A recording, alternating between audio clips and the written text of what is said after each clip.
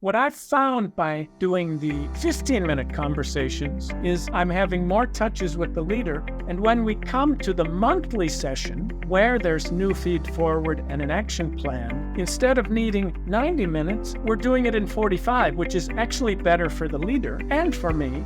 Coaching is not about the hour. Coaching is about the impact per minute. Where we believe everyone deserves a stakeholder-centered leader.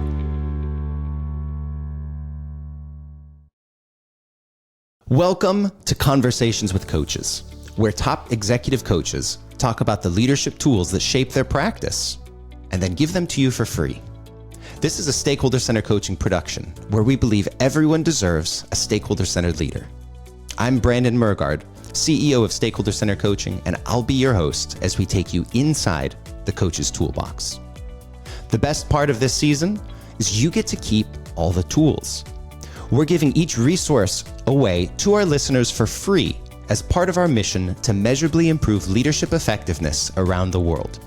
You can download all the tools at mgscc.net/coach-toolbox. That's mgscc.net/coach-toolbox. By the way, if you are a certified stakeholder-centered coach, you already have access to all of these tools right inside of your SCC Coach portal. So get yours today. Dear listeners, fasten your seatbelts because our episode today is sure to be a fan favorite. We're meeting with one of the most aggressively learned and trained coaches that I know, and someone who has stretched me both professionally and literally physically with his constant encouragement to go literally the extra few miles. He's a dear personal friend of mine, is Mr. Bill Zeeb. Now, professionally, Bill is a leadership coach, a stakeholder-centered coaching master coach, and a fellow member of the Marshall Goldsmith 100 Coaches community. Prior to becoming a leadership coach in 2016, Bill held various high-level roles in sales, finance, and even operations. He is recognized for his approach at blending coaching and mentoring while bringing in his business experience, having worked in, on, or for more than 100 companies in nearly 30 countries. He's an accomplished polyglot with strong proficiency in 3 languages, including German and French. Personally, Bill is a good friend of mine. Our paths intersected at an exceedingly unusual time in both of our lives where we challenged each other up, and we've both thrived in various ways as a direct result of our relationship. So, since I'm the host, I get to share my side of the story, Bill. When I first met Bill, we connected very quickly over our mutual love of cycling. And he told me about his triathlon training, which I frankly thought was crazy until he told me about his extreme triathlons through frozen water and where the ride and run portion were up more than 10,000 meters in elevation. And at that point, I thought he was a superhero.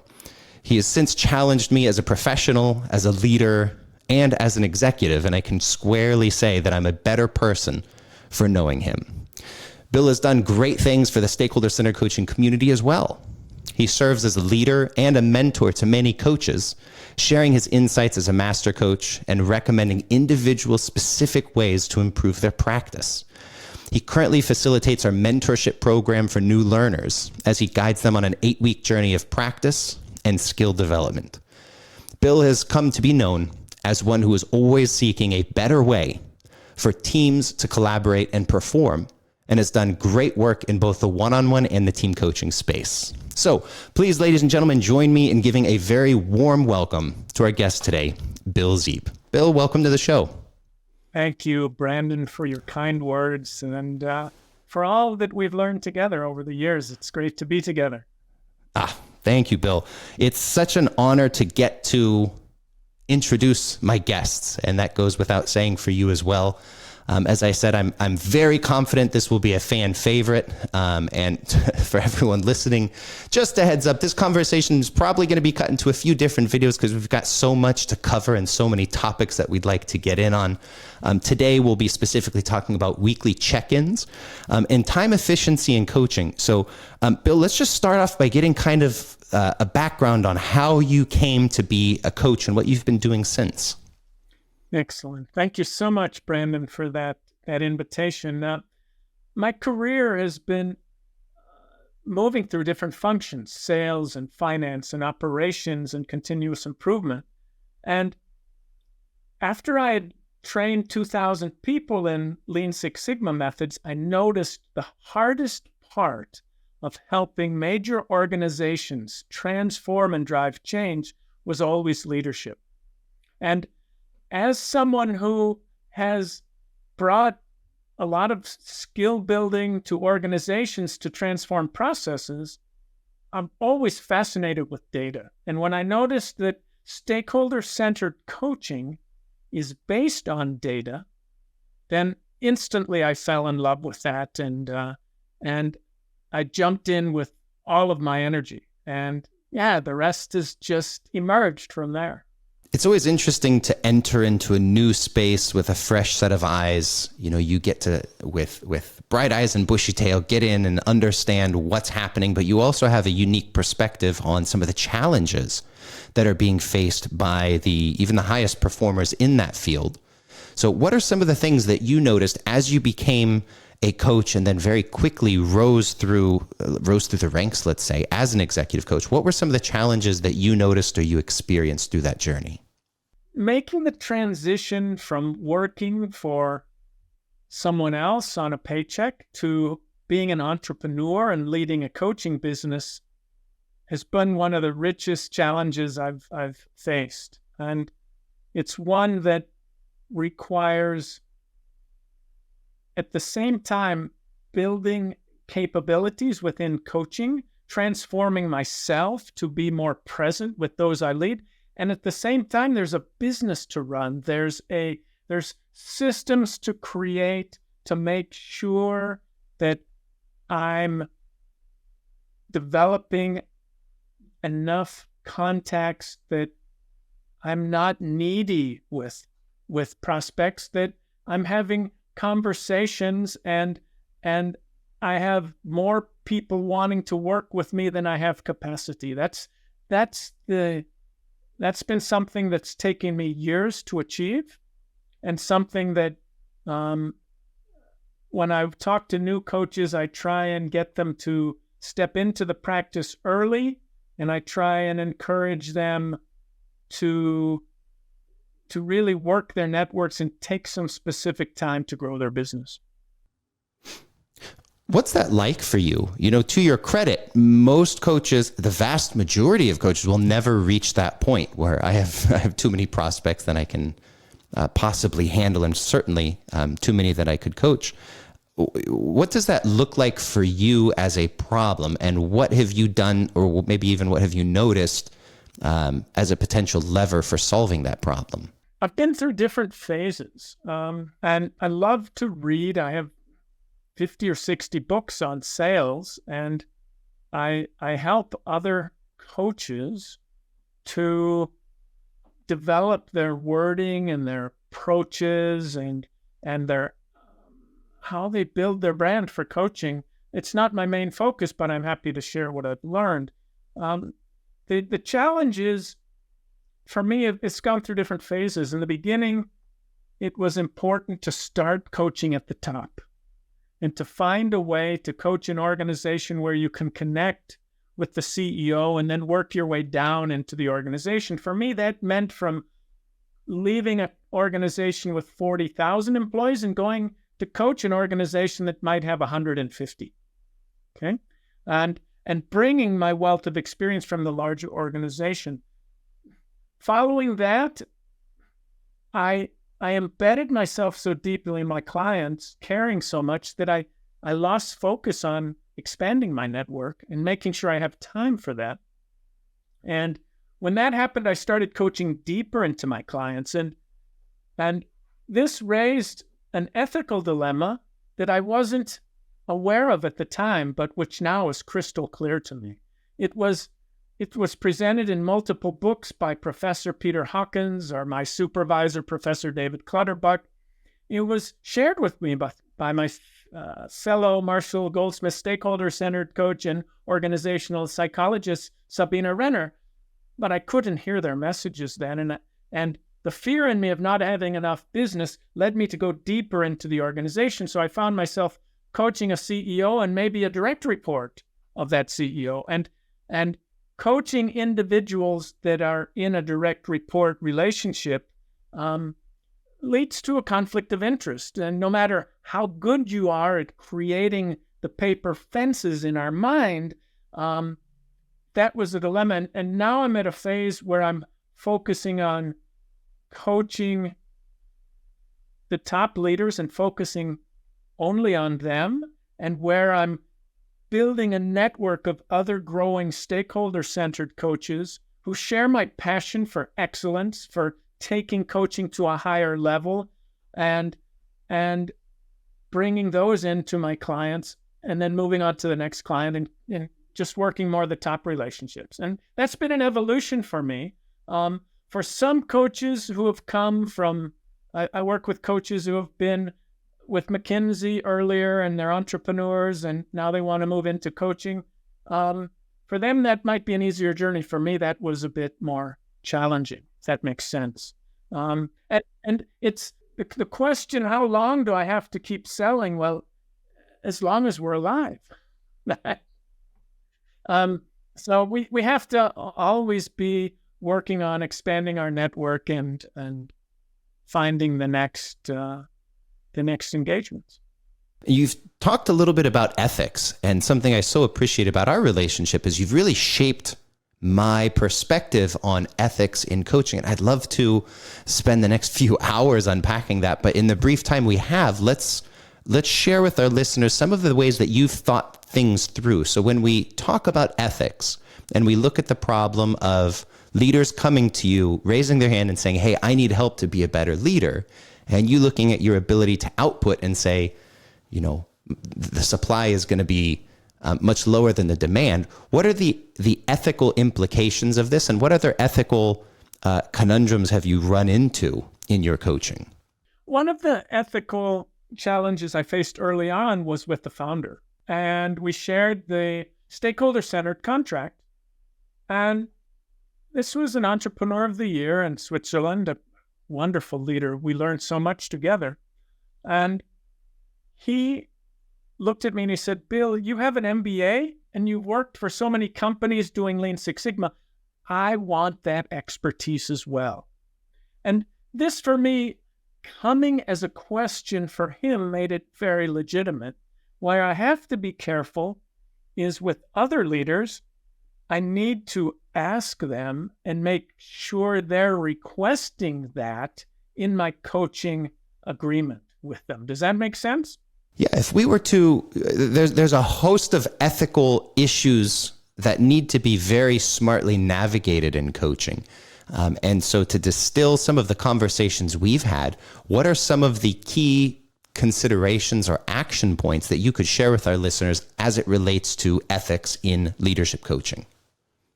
A few points. To whom do we hold our agency? So when I met this founder and began to coach him, I made it clear that my agency was to the company he had created, and he was fully aligned with that. And other times I've coached leaders and I would have an agency to the leader.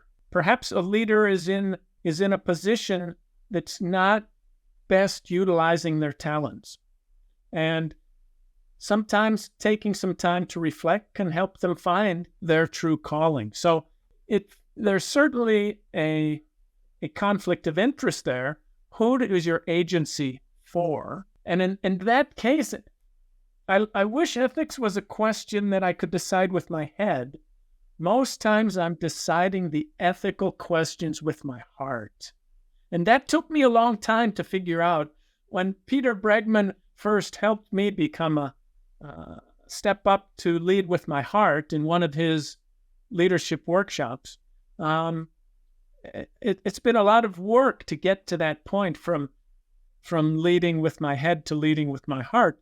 And when I'm helping a leader make the best move for them, oftentimes I realize it's also the best thing for the company. And when I speak openly with the company about this, oftentimes they recognize that as well. Let me give you a brief example. I'm asked to coach a leader who's running a factory, and this leader's not really giving the factory the leadership they need. And the boss of the leader knows that.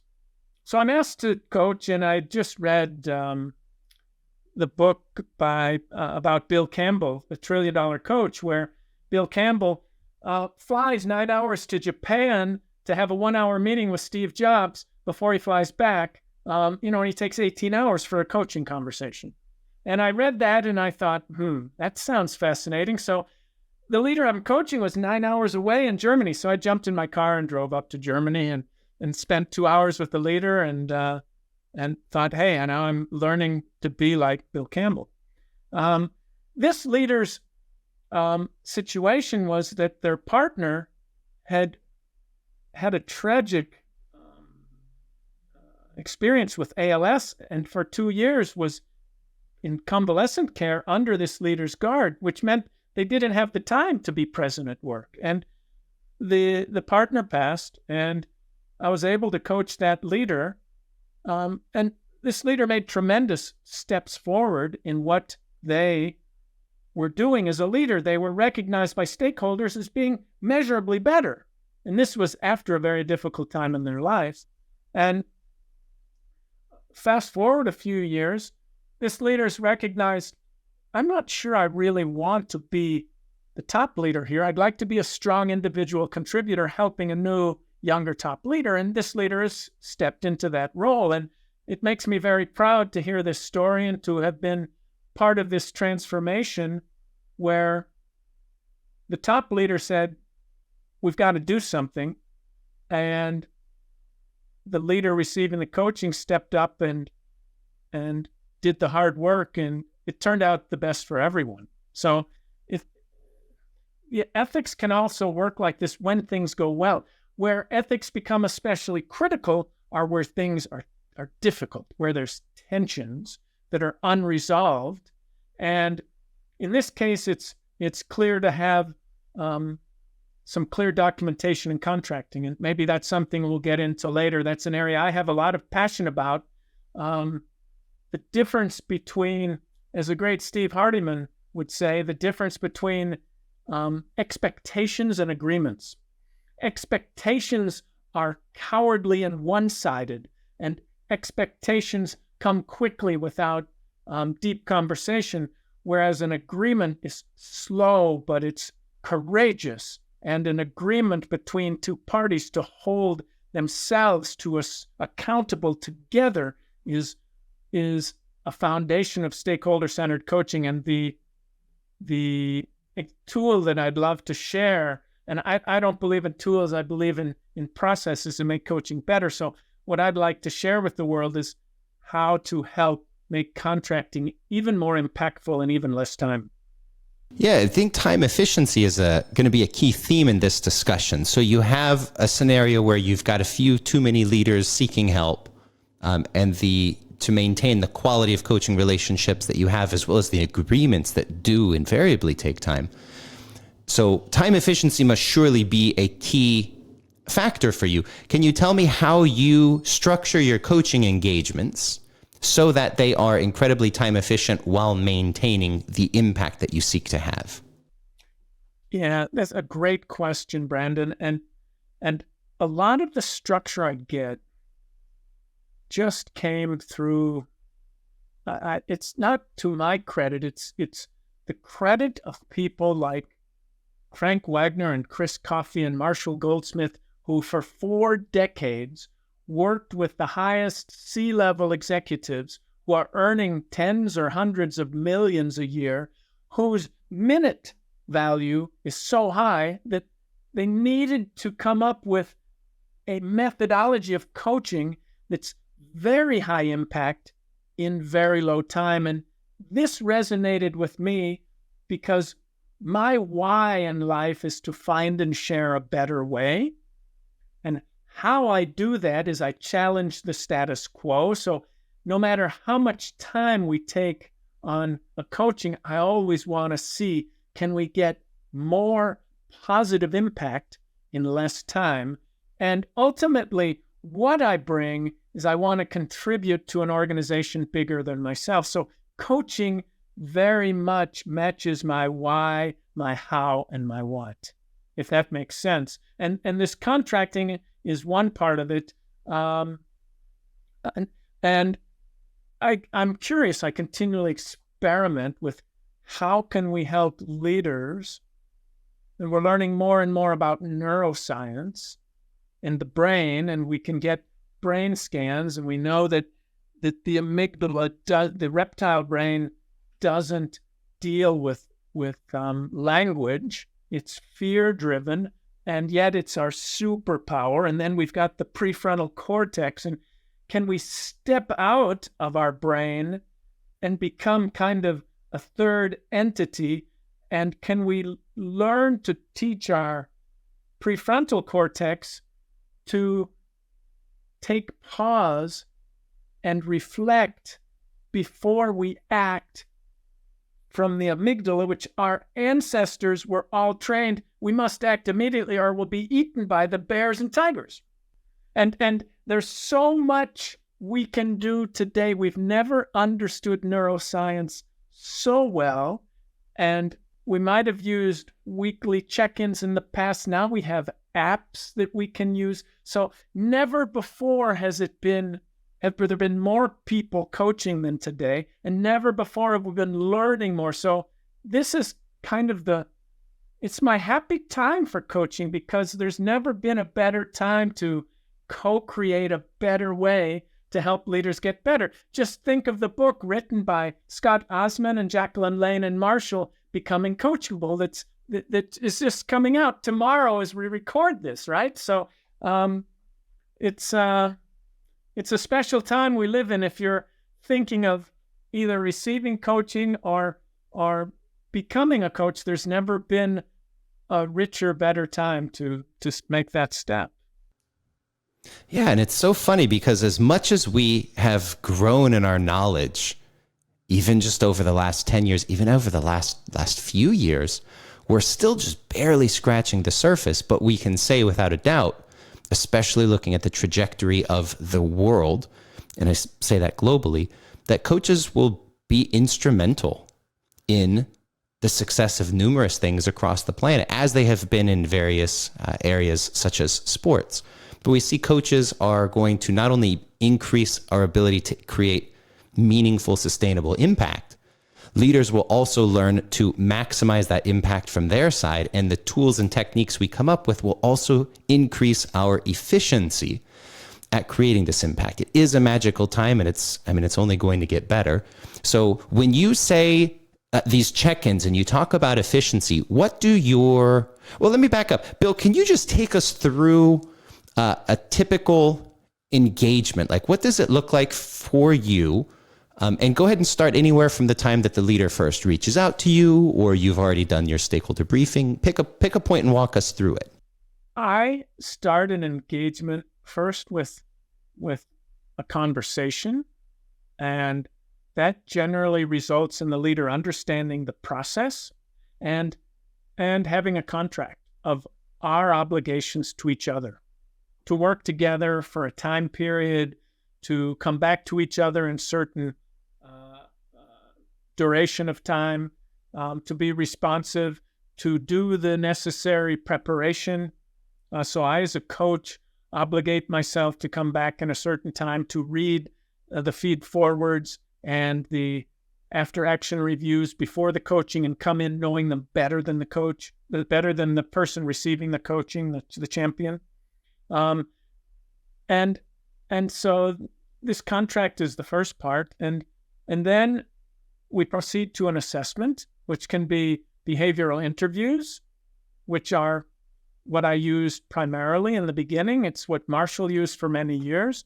And if you look behind me, there's an online assessment that I'm especially in love with because it makes seeking the behavioral change goals so much richer because it links our fears to our purpose. And we want to keep the strength of our fears as we strengthen our purpose. And that's the leadership circle profile that's helped me a lot there. And so with that assessment, debrief that with the leader, come up with 2 very well wordsmithed, compassionate, yet significant, measurable, observable leadership growth goals. Frank Wagner likes to come up with 1. I'll be playing with that a little bit, but I generally use 2. I'm not quite as laser focused as Frank is yet. And then the leader gets feed forwards and shares them with me, and we write an action plan. It's a half-page email. Boom, it goes out in the coaching conversation, and then we start with weekly check-ins. And weekly check-ins for me are a 15-minute placeholder in my calendar for myself and the leader. I generally block 30 in case we want to go over, but usually they're over in 10 or 15 minutes. And the leader works with an app where I help the leader formulate some questions on their most important work. So let me give you an example. One leader wants to build collaboration in their team. They've been doing too much themselves, as many founders do. So the question might be, did I do my best to expand the capabilities of my team today to allow myself to have more time on the most important strategic focus? And then I just invite the leader to journal on that. 1 or 2 sentences. I make the request for the reflection so microscopically small that there's no excuse for the leader not to do it. And if the leader doesn't do it, then we both know they're not playing. And if someone's not playing, it's time to stop coaching. And we have that in our contract. Another example today, and I've learned to be extremely challenging. And so I'm working with the leader, and they have a new client which could 10x their business, should this client work. The only client in their portfolio of that scale with that potential, and the project management for this project among 8 or 10 ongoing projects is not statistically significantly different than the other 8 Peanuts projects, right?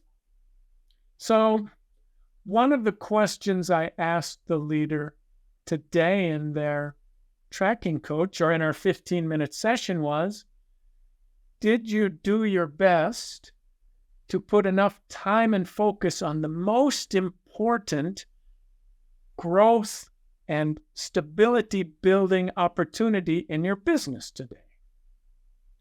And that was not an easy question for me to ask in the early days, which would almost fall on being unethical because it was based on my pleasing nature, okay?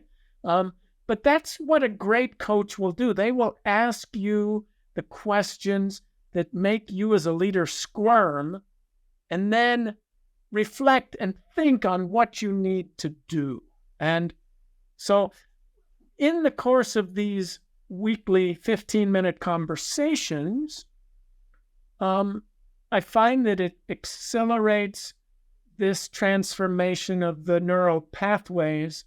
It helps the leader even faster become the great leader they want to become. And that's coming directly from my triathlon training, where I had my own coach and he coached me 500 days in a row with data. And each day he would give me an email with how he evaluated my performance running, biking, or swimming. And that allowed me to reach an extreme level of performance in a short time. And I like to carry exactly this passion for dramatic change fast to the benefit of all into my coaching, if that makes sense. As our conversation unfolds, you may be wondering, what is this whole stakeholder-centered coaching thing? It's a leadership development process that guarantees leaders become both recognized and acknowledged as more effective leaders by key stakeholders in 12 months or less. Nearly 5,000 coaches have been trained in this methodology. The coaching program is designed to build functional expertise from 3 stages: intellectual, practical, and applicable on the job. In addition to graduating with the most rigorous, research-driven coaching methodology on the market, you'll also walk away with measurable coaching results and a lifetime certification to show for it. We don't just believe in what we do, we stand behind it. And that's why we are giving away complimentary access to the first stage of the training to anyone listening to this podcast. Get your very own access code today by visiting mgscc.net/sample-course. Let's tune back into the interview. I'm laughing here to myself, just thinking how much what you're saying is so representative of who you are. And some of the things you're mentioning also are flashing up nostalgic memories of things I've learned from you and from Frank in coaching. One of those that I teach, man, I may be teaching this in practically every session I facilitate. I just can't think of any that I haven't mentioned this, but exactly what you described with the leader, where you taught me, set the goal so embarrassingly low that if you don't do it, it's shameful. So don't plan to go out and ride for 4 hours. Don't plan to ride for a half hour. Instead, plan to put on your socks. Like if you can't even just put on your socks, you're not, like you said, you're not here to play, and I'm not here to coach. And so what you seem to be doing is having the leader take the very smallest possible step forward. And what I found in my own life is that, I can think the last time I tracked this was maybe somewhere between 400 and 600 days running. I only had 2 days of failure where I put on my socks and I didn't go out and do something, or where I took the smallest step as a leader, even while you were coaching me, Bill. And I took that smallest step that we agreed upon, and boy, I took it to town and did a whole lot more than I would have had I had a bigger goal. And I've learned that from you. I've applied that in my coaching. It's been reinforced now in my coaching. I'm being coached by Frank, and seeing these things. It just makes me laugh to see, boy, Bill, you've shaped me, you've shaped stakeholder-centered coaching, and I can see you're doing this with the leaders. I so appreciate that. So these 15-minute check-ins, they come back and you're reviewing the questions that they've answered, and then what does your conversation on the backside of that look like? Are you asking prodding and exploratory questions? Are you asking for, what happened next? What does that look like? And it really varies. I need to first read the questions before the coaching. So when people talk about selling coaching hours, it makes me angry, because the time I spend before and after coaching is not, I do not coach by the hour. I coach by results over a period of time. Okay. And that's hard when you've got corporates asking for hourly rates. So how do these discussions look? Well, I'm coaching one leader. He is so dedicated, earning his MBA while he's an executive and traveling for work. And then one day in a coaching, in a 15-minute check-in, I asked him, I said, sometimes we talk about self-care. I said, it's not always easy for me. How are you doing on self-care today, 1 to 10? The leader looks at me and he says, -5. And I let that sit for a minute. And then I said, maybe it's time we both just call it a day and go for a bike ride. And that's one example. Another example is maybe I'm coaching an extremely ambitious, high potential leader. This is someone, he can get into any university he wants in the world, PhD, lifts weights, health, climbs mountains, like 3 mountains in a day, just a day hike, amazing. And this leader's, he's blessed with wonderful impatience and drive, and also holding very high standards. And yet, when he comes into the organization needs that desperately. And yet many people in the organization are put off by that and might even view this leader as they viewed me when I was like this leader, as a bulldozer, just kind of blasting through. And then putting a question in the daily app: did I take time to reflect how the harsh feedback from my colleagues is exactly the gift I need to learn to become the leader of building a company 10 times bigger than the current one I'm working? And with this question comes a bit more journaling, and in the next 15-minute weekly check-in, it might turn out that we want to talk half an hour and even book an extra half an hour, but that's okay. So coaching is very much about helping the leaders learn to reflect and look deep inside themselves and uncover and become who they want to become, whoever that is, whether it be a better father, husband, logistics manager, whatever it might be. And I find the app helping to do that with the questions weekly. I recall in our green room conversation earlier, you described these daily questions and the 15-minute check-in system as really unleashing something magical in the relationship, something magical for leadership development. So it's clear what the leader gets out of these questions. As a coach, what are you getting out of the questions when the leader sends those responses to you before that check-in? Excellent question. Thank you so much, Brandon.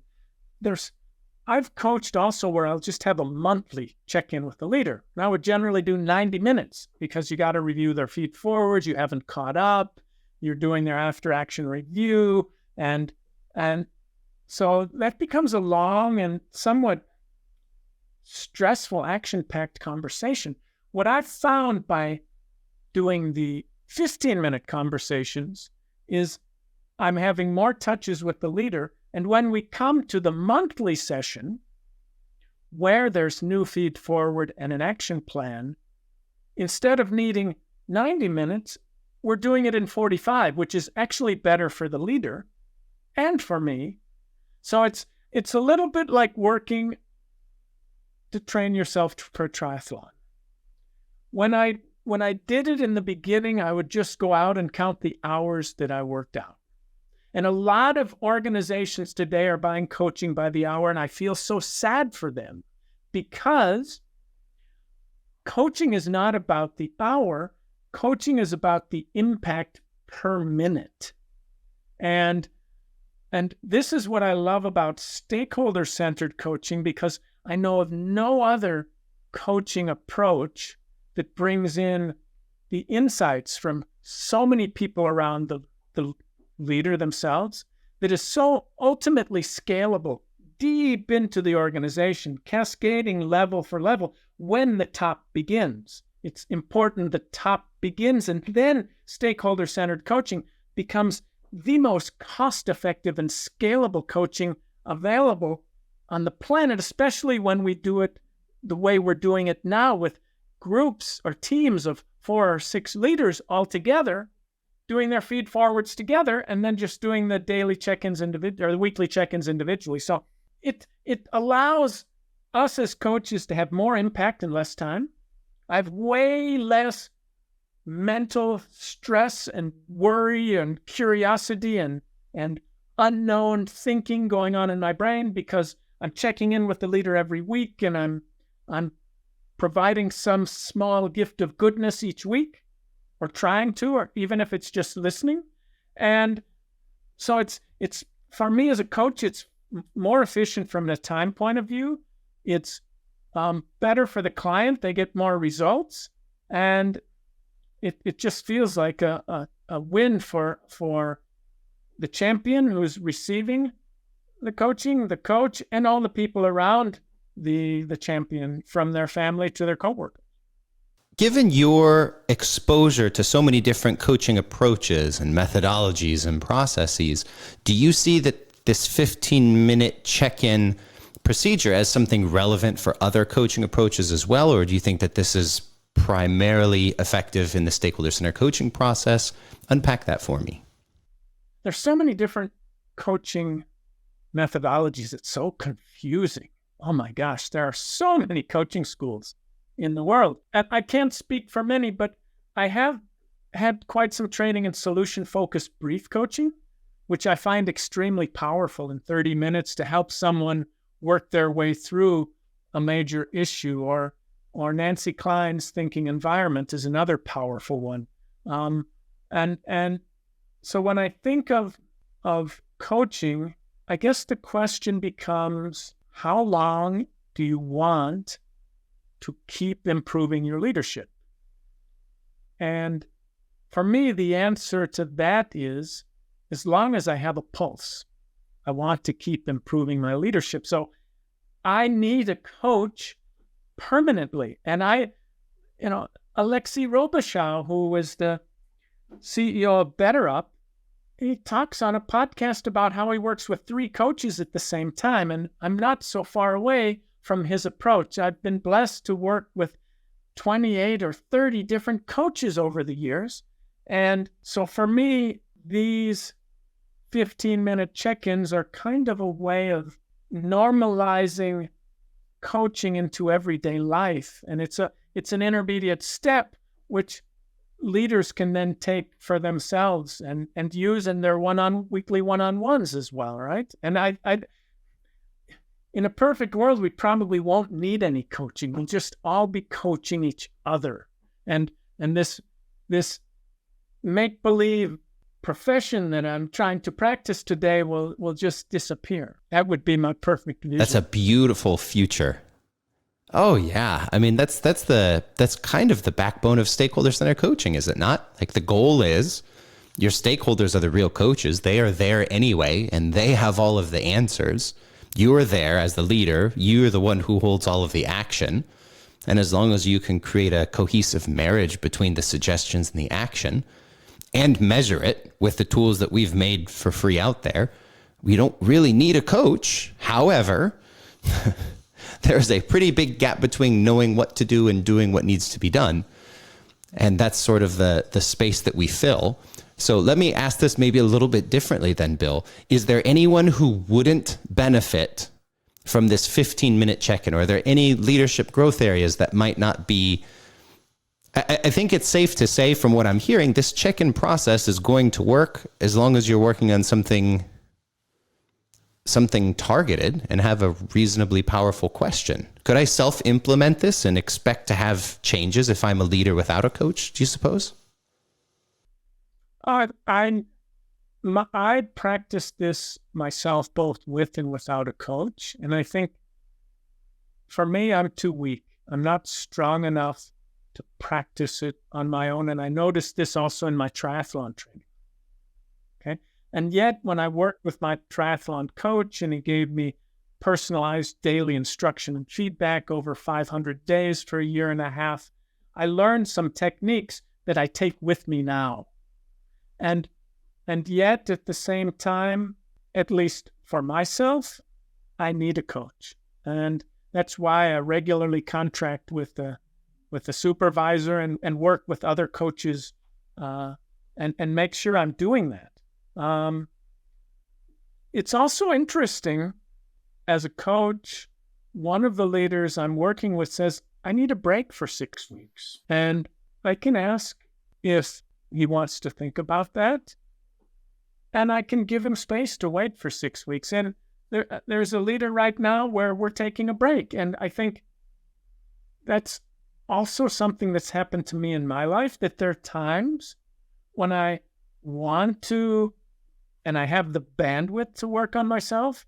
And there are other times where I need maybe just to step back. So I think it's a very individual decision. I don't force the 15 or require or contract that we're going to do the 15-minute sessions. I do invite leaders to to think about it. And I find especially for leaders who get caught up in the crazy, hectic world, we've never lived in a time where we have so many interruptions, where our mobile phone knows exactly what we like to see most.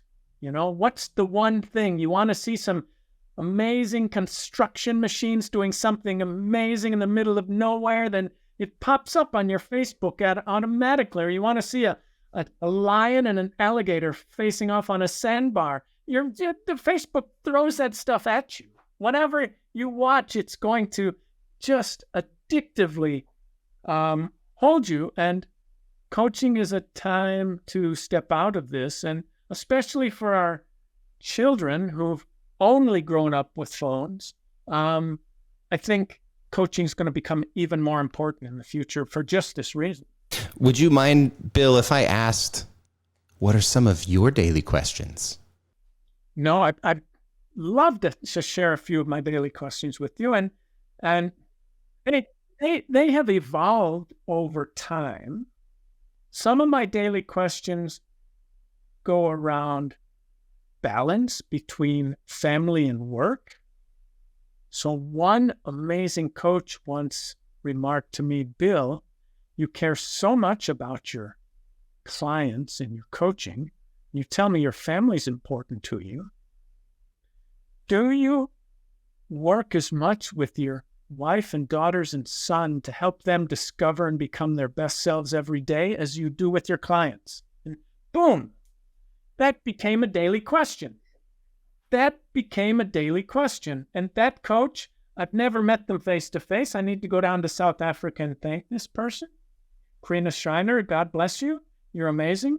So for me, that's one example. And my daily questions change.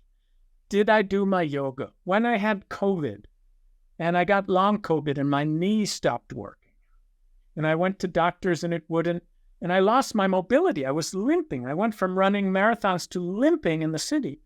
Then I went to a yoga instructor and got some exercises to stretch the muscles in my leg. And now I'm back running again. I went running this morning. And so, did I do my best to take care of my body? I'm very focused on the difference between lifespan and health span. Lifespan is birth to death. Health span is what do I want to do the last year of my life? And for me, health span as a 63-year-old young guy who wants to coach another 30 years, and we've never lived in times where we were more likely to have this chance, and you never knew as much as you know now, right? So for me, lifespan, I spend it between an hour and a half every day on lifespan. What does that mean? It means the foods I eat are the foods that are going to help me be healthy at 90 so I can still swim a mile, climb a mountain, and go skiing when I'm 90 years old. It means I get enough sleep. It means that I'm doing my flexibility and strength workouts, because at age, as we get older, we suffer from sarcopenia. Just as it happens with leadership, it happens with our muscles. If we don't practice, if we don't use it, you lose it. That's called sarcopenia. And so that's a daily question. So I've got health ones. I've got ones focused on, did I take enough time to work on developing other coaches? Did I take enough time to work on new business opportunities? So did I take enough time to learn about what fascinates me? So I've a mix of daily questions, and I mix and match them up over time. They vary from anywhere from 5 to 25. So the gift that you're giving our listeners today is the process that you go through for these weekly 15-minute check-ins and how you collect the questions. Is that correct? Exactly. And this is a tool that I learned through my work in the master practice sessions with Frank Wagner. And because my why is to find and share a better way, when Frank mentioned this why, I started to put it into test, I started to experiment with my clients. And at first I made it for 30 minutes, and then we made it for 15. And you don't know how it's going to work, and you do it on Monday or Friday, and then you've got to cancel because you've got this or that. And then you have to change your expectations of how do I expect myself or the other person to react when I need a change. And then you just have an agreement. Hey, we're going to meet once a week. And if one of us has to shift it, we shift it. And, I had a guy last Friday and I was in a silent retreat. So I said, hey, can we move it to Monday? And we shifted it to Monday, and it was all good. So this is just a tool that I've learned from Frank, and it's something that it's an easy one to play with. And it's one that makes the quality of stakeholder-centered coaching much higher, in my opinion. Yeah, we did quite a bit of research on the daily questions approach. This must have been back in 2015 or so. And our sample size was some 2,000 or so people who went through a 2-week process of answering 6 daily questions every day. And they all started with, did I do my best to ... Did I do my best to find purpose and meaning? Did I do my best to be happy? Did I do my best to, etc.? And I believe the final numbers were something around 98% of people who did this for 2 weeks got measurably better at something. Their scores improved over time just by being aware. And these are generic questions, but if you can tie them down to the leader's reality, what they're working on, and especially tether them to stakeholder suggestions, I mean, this is like rocket fuel for stakeholder-centered coaching. And thank you for sharing your questions as well. That's interesting to hear. Is there any prerequisites? If I'm... Go ahead. Maybe just a quick example. The leadership circle is this model behind me here.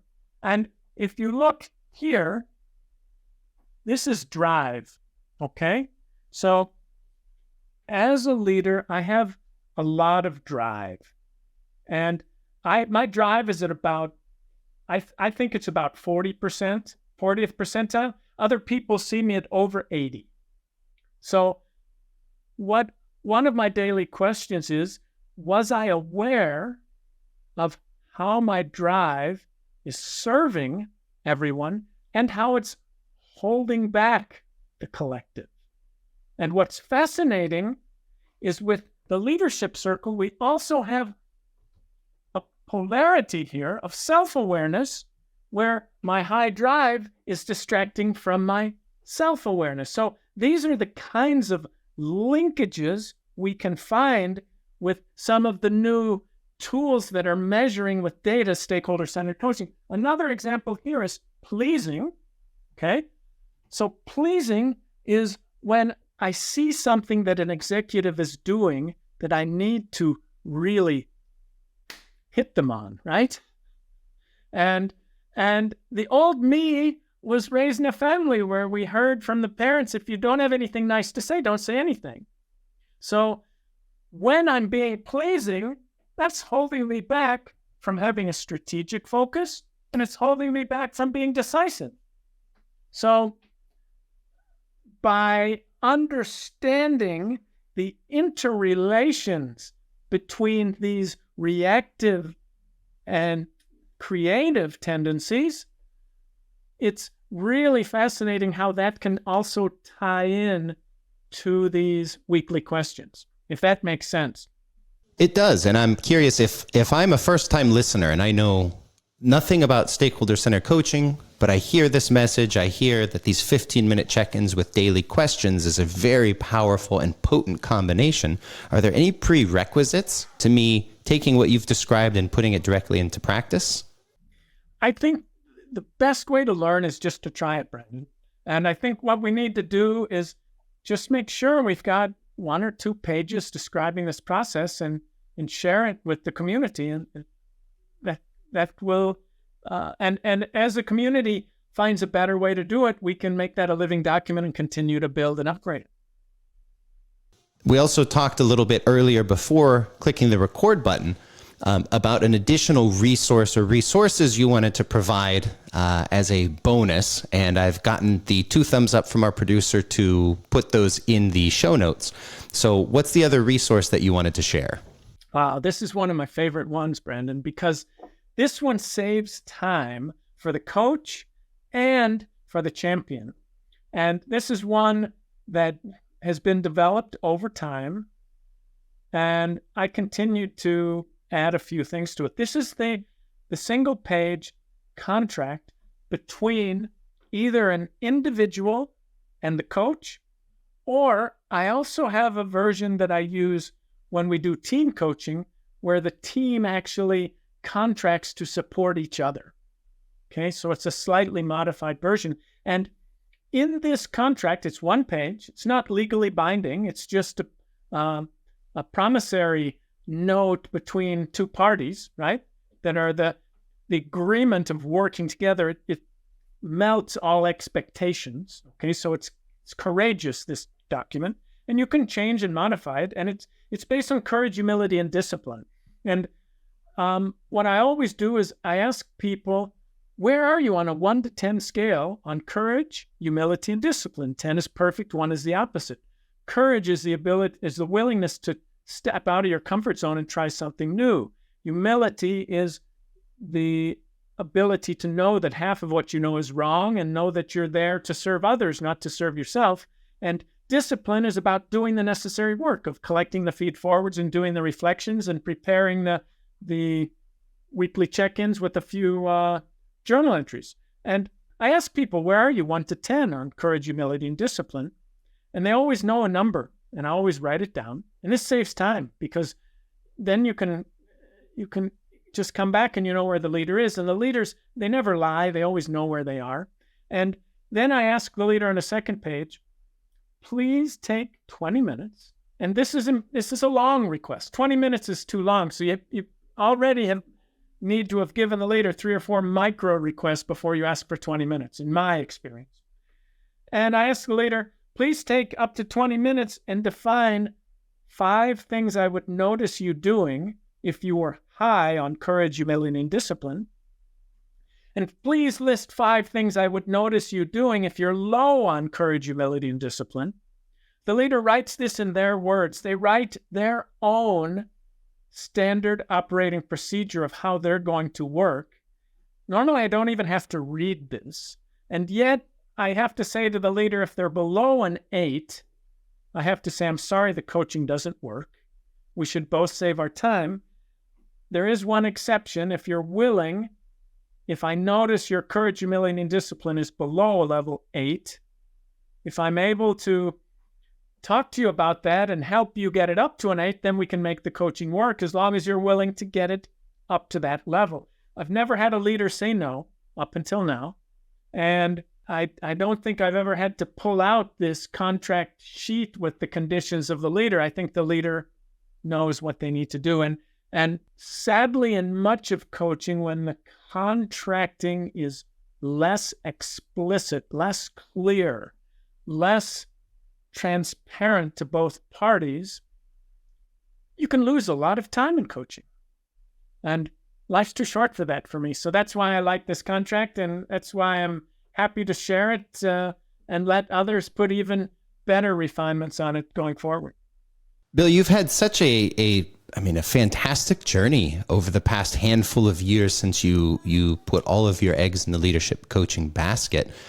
Based on your ascent and your journey, what are some key insights you would want to leave our listeners with today as they are pursuing their own coaching careers?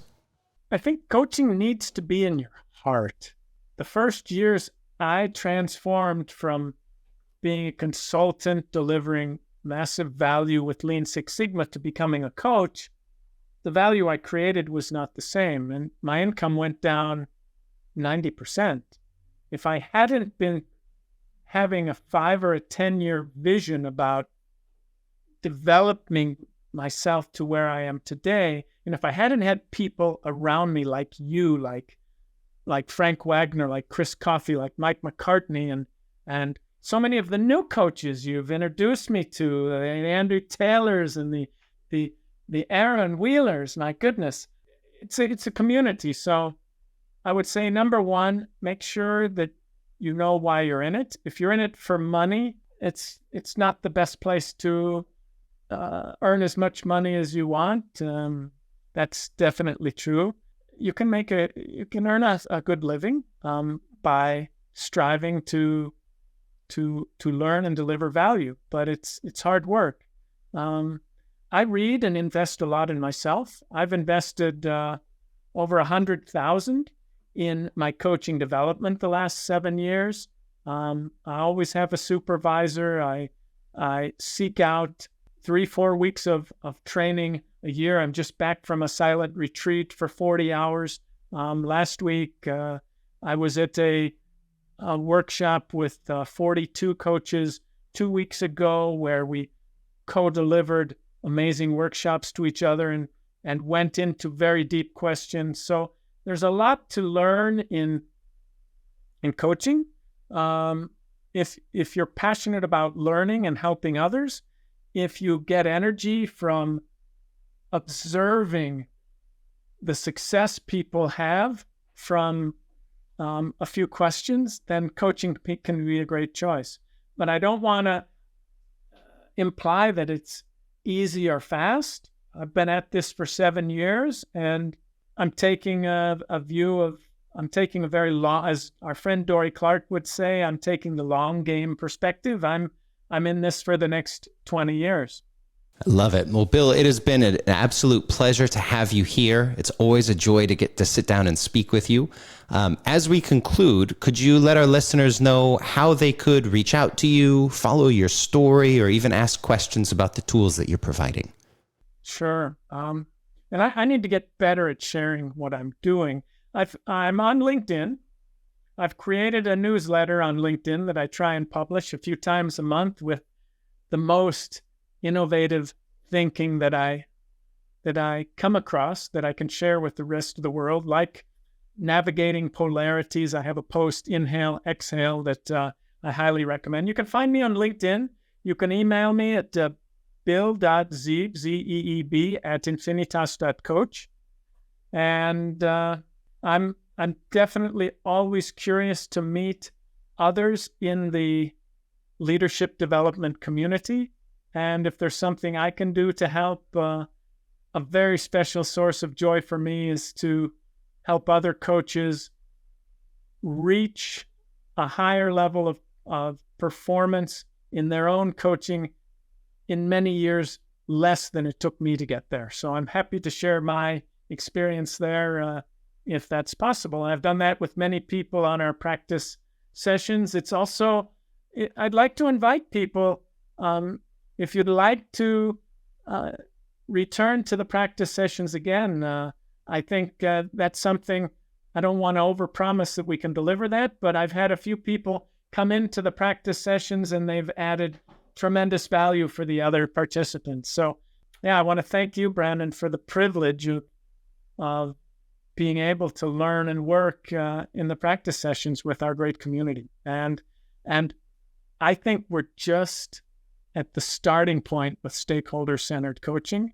And I'm really fascinated and energized by what I see coming in the years ahead, because it's very unique, the approach of working with stakeholders and measuring and being so highly time efficient. Thank you so much, Bill. Thank you for the professional development I get from it seems practically just being in the room with you. Thank you for your time here. And thank you also for our personal friendship. It really means a lot to me. So ladies and gentlemen, there you have it. My guest, Bill Zeeb, thank you for joining us on this episode of Conversations with Coaches to share this tool where we walk you through how to do 15-minute check-ins with your clients once a week and pair that with daily questions targeted at their growth areas. So you can find the links to Bill's social media and email and website in the description below. Also, if you have a question or would like to recommend a guest, drop me an email to podcast@mgscc.net. And remember, if you liked the tool and if you're interested to know more about it, you can get it for free at mgscc.net/coach-toolbox. mgscc.net/coach-toolbox. And if you are already a certified stakeholder centered coach, you can get the tool already right inside your SCC coach portal. This has been another episode of our series Conversations with Coaches by Stakeholder Centered Coaching, where we believe everyone deserves a stakeholder centered leader. Thank you for joining this conversation. And until next time, remember to keep learning, keep improving, and keep taking your coaching skills to the next level. Thank you.